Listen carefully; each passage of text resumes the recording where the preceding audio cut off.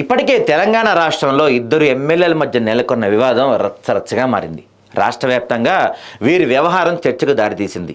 ఏకంగా దాడులు చేసుకునే వరకు పరిస్థితి వెళ్లడంతో ఓ విధంగా నిన్న హైదరాబాద్లో టెన్షన్ వాతావరణం కనిపించింది.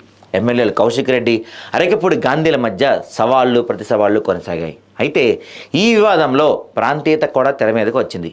కౌశిక్ రెడ్డి మీడియాతో మాట్లాడుతూ అరకపూడి గాంధీ ఆంధ్రాకు చెందిన వ్యక్తి అంటూ తెలంగాణ అంటే ఏమిటో చూపుతామంటూ వార్నింగ్ ఇచ్చారు. దీంతో ఆ వ్యాఖ్యలు కాస్త దుమారం రేపాయి. కౌశిక్ రెడ్డి వ్యాఖ్యలతో ఆంధ్ర తెలంగాణ ప్రాంతీయ విభేదాలు మరోసారి చర్చకొచ్చాయి. ఈ ఎపిసోడ్ ఇలా కొనసాగుతుంటే ఏపీలో మరో ఇంట్రెస్టింగ్ సంఘటన జరిగింది. ఏపీ ముఖ్యమంత్రి, తెలంగాణకు చెందిన మంత్రి భేటీ కావటం రెండు రాష్ట్రాల్లోనూ హాట్ టాపిక్ అయింది. అయితే వారి భేటీపై పలు ప్రచారాలు సైతం వినిపిస్తున్నాయి.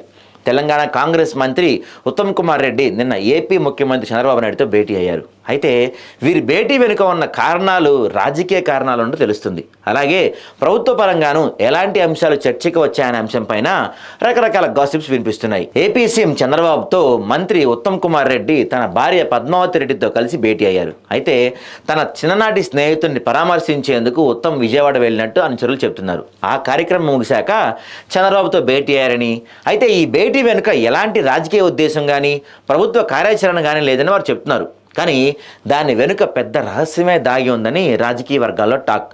ఉత్తమ్ దంపతులు చంద్రబాబుతో భేటీ కావడంపై కాంగ్రెస్ అధిష్టానం ఉన్నట్లుగా టాక్ అయితే కనపడుతుంది.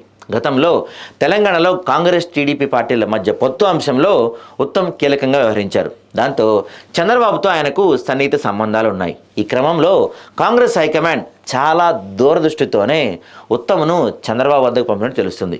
కేంద్రంలో బీజేపీ కొలువుదీరడంతో ఏపీ ముఖ్యమంత్రి చంద్రబాబు, బీహార్ సీఎం నితీష్ కుమార్ చాలా కీలకంగా మారారు. ఓ విధంగా చెప్పాలంటే వీరిద్దరి మద్దతుతోనే కేంద్రంలో మరోసారి మోడీ గవర్నమెంట్ ఫామ్ చేశాడు. అయితే నితీష్ కుమార్ బీజేపీపై కొంచెం అసంతృప్తిగా ఉన్న టాక్. ఒకవేళ నితీష్ కుమార్ బీజేపీకి మద్దతు కనుక డ్రాప్ చేసుకుంటే ఖచ్చితంగా ఆయన కాంగ్రెస్ పక్షాన్ని చేరతారు. దాంతో కాంగ్రెస్ మరింత బలం చేకూరినట్టు అవుతుంది. ఈ క్రమంలో కేంద్రంలో కీలకంగా ఉన్న చంద్రబాబు మద్దతు కూడా కూడకడితే కాంగ్రెస్కు మరింత బలం పెరుగుతుందని అధిష్టానం ఆలోచిస్తుంది. ఇక కాంగ్రెస్ హైకమాండ్ ఉత్తమ్ను దూతగా పంపిందని కూడా టాక్ నడుస్తుంది.